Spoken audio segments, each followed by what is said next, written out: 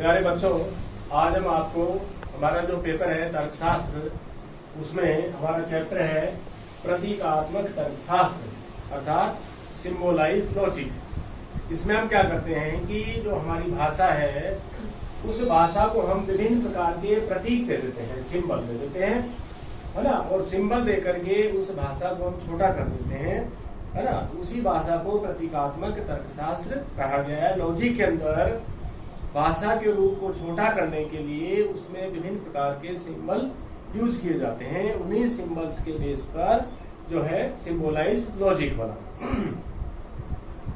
इसमें हम चर्चा करेंगे कि विभिन्न प्रकार के जो लॉजिकल कनेक्टिव्स हैं, तार्किक संबंधक संयोजन, जो कि वाक्यों को जोड़ने का काम करते हैं, उन कनेक्टिव्स के बारे में पढ़ेंगे। तो ये विभिन्न प्रकार के कनेक्टिव्स हैं, कुल 5 प्रकार के कनेक्टिव्स हैं। लेकिन सबसे पहले हम जानेंगे कि वाक्य होते हैं। एक वाक्य होता है साधारण वाक्य।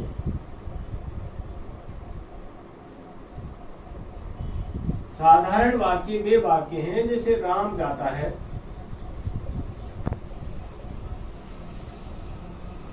ये साधारण वाक्य। दूसरा है संयुक्त वाक्य।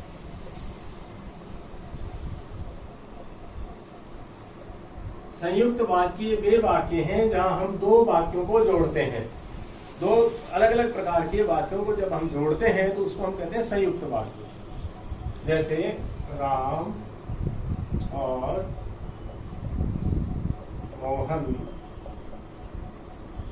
मित्र हैं, ठीक है। इसमें राम और मोहन दो अलग अलग व्यक्ति हैं और उन दोनों को जोड़ने के लिए हम इस और शब्द का इस्तेमाल करते हैं। ये और जो है यही हमारा सिंबल है। अब इस और के लिए क्या प्रतीक है? वो प्रतीक है एंड का। आर के लिए, राम के लिए हो गया आर, मोहन के लिए हो गया एंड। इसका प्रतीक हो गया आर एंड एंड। राम और मोहन दोनों मित्र हैं, इस और के लिए प्रतीक आता है एंड का, ठीक है ना। ऐसे वाक्यों को हम संयुक्त वाक्य कहते हैं। इसके बाद में हम चर्चा करेंगे विभिन्न प्रकार के लॉजिकल कनेक्टिव्स की। हमारा जो लॉजिकल कनेक्टिव्स हैं ये कुल जो है 5 टाइप्स हैं, 5 प्रकार हैं इसके। उन्हीं के ऊपर हम चर्चा करेंगे लॉजिकल कनेक्टिव्स के जो 5 टाइप्स हैं, जिसमें पहला है हमारा संयोजक या कंजक्शन।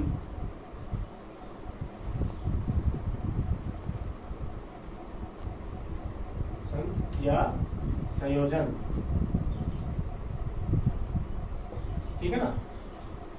संयोजन क्या होता है कि जब हम दो प्रकार के वाक्यों को जब हम जोड़ते हैं, उनको जोड़ने के लिए उस वाक्यों के बीच में जब और शब्द आता है, तथा आता है, किंतु आता है, तो हम इसको कहते हैं संयोजन।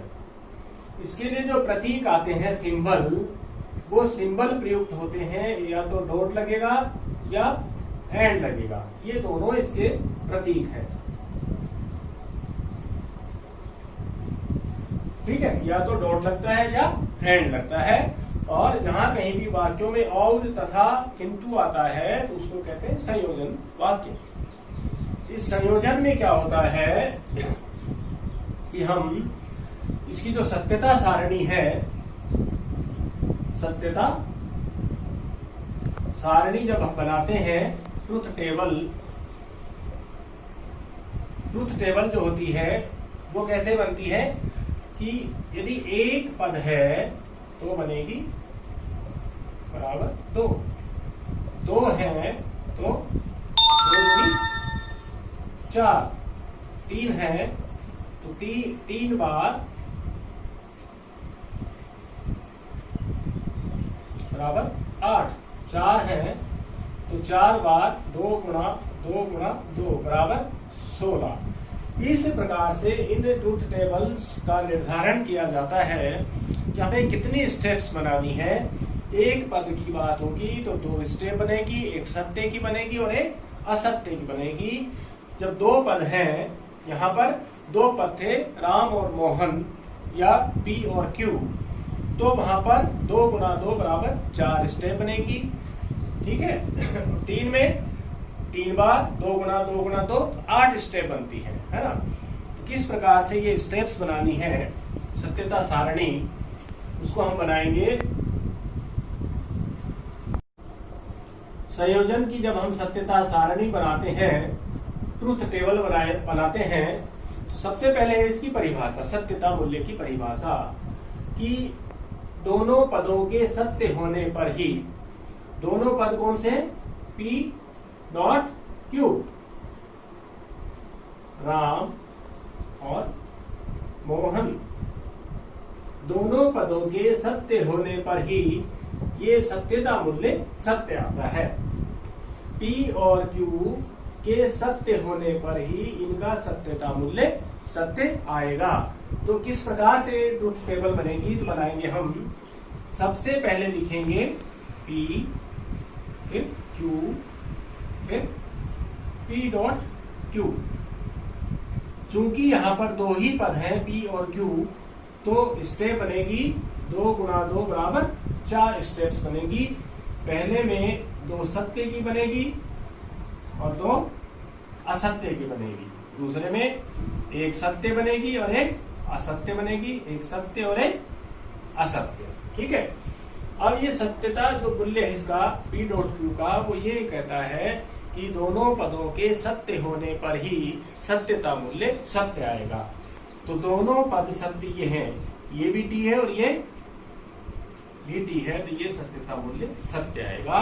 अन्य सभी स्थितियों में ये सत्यता मूल्य F आएगा, F F F। ये वाला जो है ये P डॉट Q का सत्यता मूल्य है। ठीक है ना। तो इस प्रकार से जो है हम इस संयोजन की सत्यता सारणी बनाएंगे। पहले P लिखेंगे, फिर Q लिखेंगे, फिर इस संयोजन को लिखेंगे P डॉट Q। पहले वाले की हमेशा सत्य रहती है, बाद में दोनों असत्य आती हैं, दूसरे में 1 सत्य आती है, 1 असत्य आती है।